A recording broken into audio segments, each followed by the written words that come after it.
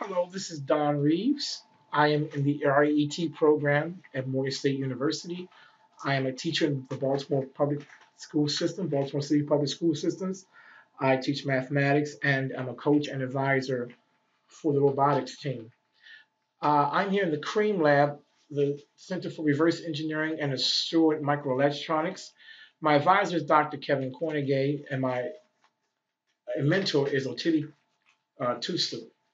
My project is to build a smart home using a Raspberry Pi.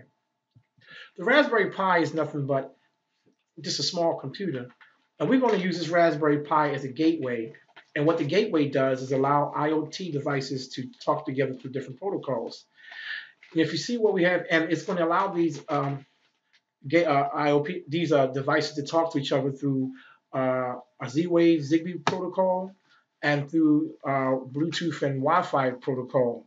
And if you know those IoT devices, those that have IP addresses and those that don't have IP addresses, we're able to communicate through those protocols. The tablet On the tablet, we're going to install Home Assistance, which allows us to control those IoT devices or those automated devices. The project goals for me to use a Raspberry Pi to build a gateway to control and monitor those IoT devices for home appliances. And we're going to use that gateway to create what we call a Z-Wave Zigbee network and add more IoT devices to the network. This is done by me as a teacher, getting to learn Linux, which is an operating system that can be used on the Raspberry Pi. And I downloaded Raspbian Buster, which is a Linux compatible system you can use on the Pi. And this was done by using a software called Reaves to flash the image of the Raspbian Buster to an SD card. And once we flashed that to the SD card, we installed that SD card into the Raspberry Pi and uploaded Raspbian Buster.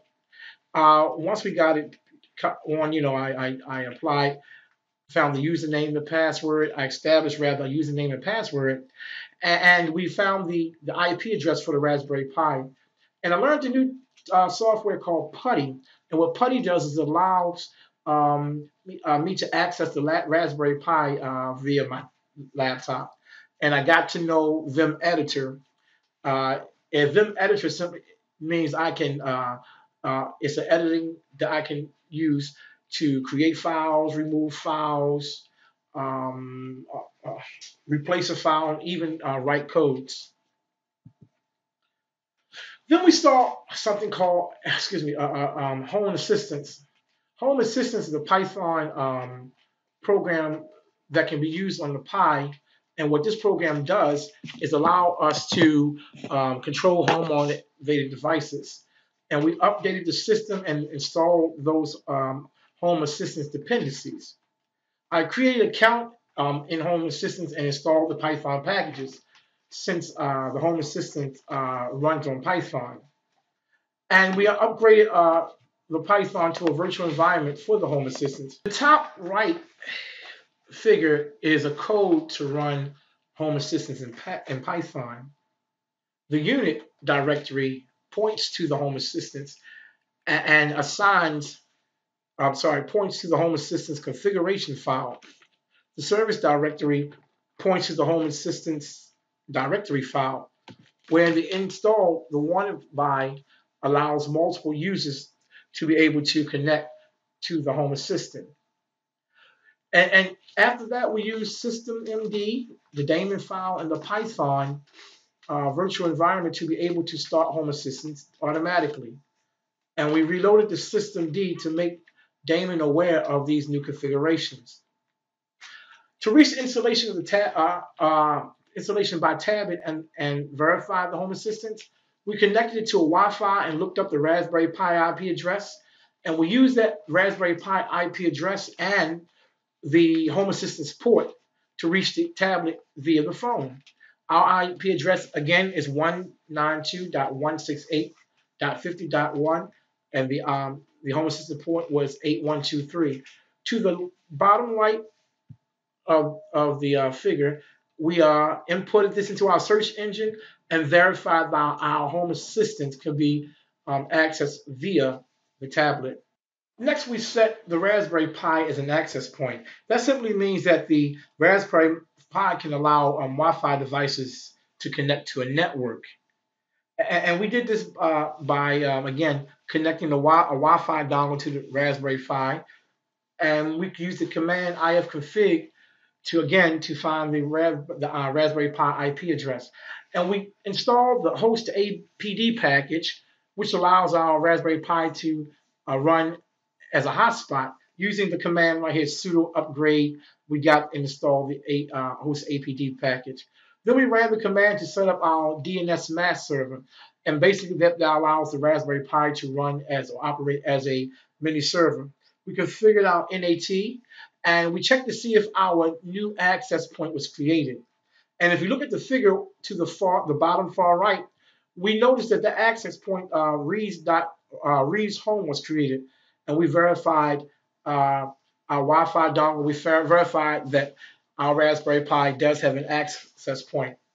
Then we configured our Z-Wave Zigbee dongle to work with the Raspberry Pi.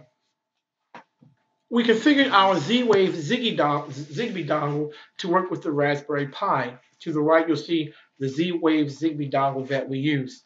And Z-Wave and Zigbee are simply a wireless protocols used to communicate wireless devices. And they're open communication protocols designed basically for smart homes. Just like the Wi-Fi protocol, or Wi-Fi is a protocol for computers and tablets and phones, many automated devices, home automated devices, use the Z-Wave and Zigbee protocols, along with Wi-Fi and Bluetooth. The Zigbee devices, for the most part, can be used for low-power devices that don't require much bandwidth. And it also allows the devices from one manufacturer to another to be able to communicate with each other. If you look at our IoT standards, these are some of the specs for our protocols that we're using. The four that I'm using for our home, our smart home: the Bluetooth, the Wi-Fi, the Zigbee, and Z-Wave. Notice that the Zigbee and Z-Wave Zigbee operates on 2.4 gigahertz, while the Z-Wave operates approximately 908 gigahertz. The majority of them are low power usage, and the costs are from low to medium, which means that they're very affordable.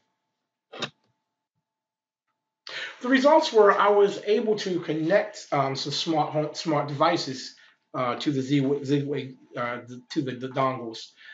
I got a Zigbee Cree Soft Cree Soft LED light bulb, which is Zigbee compatible.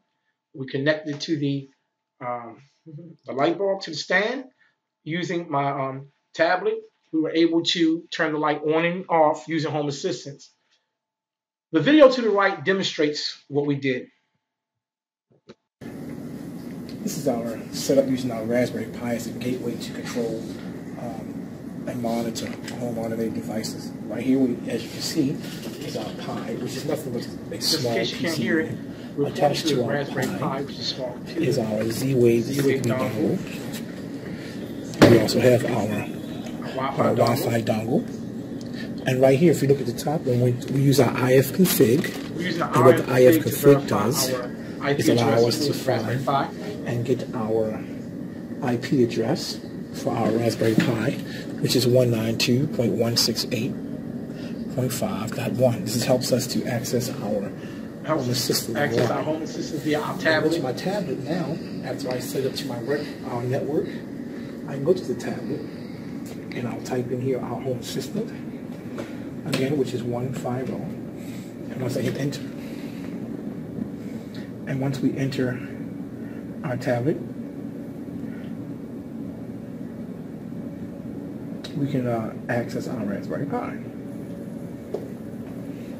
And with tablet, we can access our home assistant on and off. And as you can see now, we're using a Cree light bulb. Zigbee light bulb. So those are our results. Some of the challenges that I had developing this project, again, because I'm not a software engineer, or I was not well versed in it. Understanding Linux and Python, and how to code Python, and our port for our home assistants. to know Home Assistance and the protocols to access it. The beauty of Home Assistance is most of the codes you can copy and paste in the protocols rather the codes you can copy and paste and place them into your into Vim, but understanding what the code does and how it helps the system is a challenge to me. In conclusion, I want to say the Raspberry Pi can be used as a gateway for your home automated systems, for your devices to communicate. The access is it's like an ecosystem or an IoT ecosystem that allows the users to be able to connect the IoT devices. And using these protocols, the four that we use were Bluetooth, Zigbee, Z-Wave, and Wi-Fi. There are many protocols, but those four protocols can allow allow you to add more home automated devices to the home. Now the part that we're doing as teachers is how can we bring these lessons back to the high school level to get our kids or the students rather excited about STEM.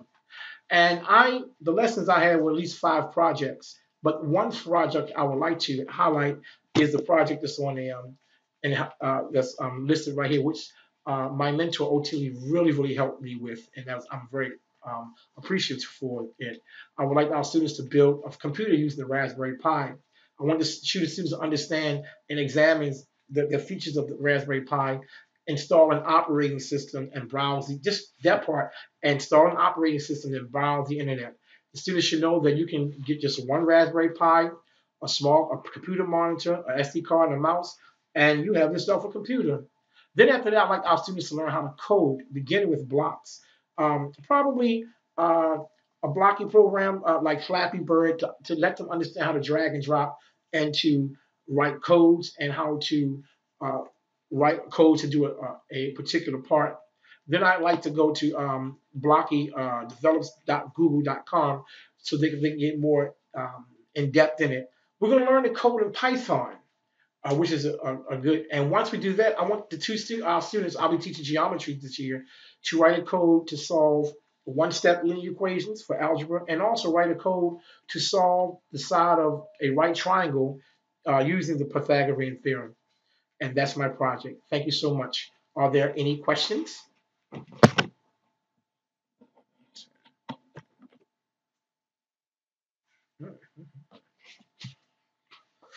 Stop recording.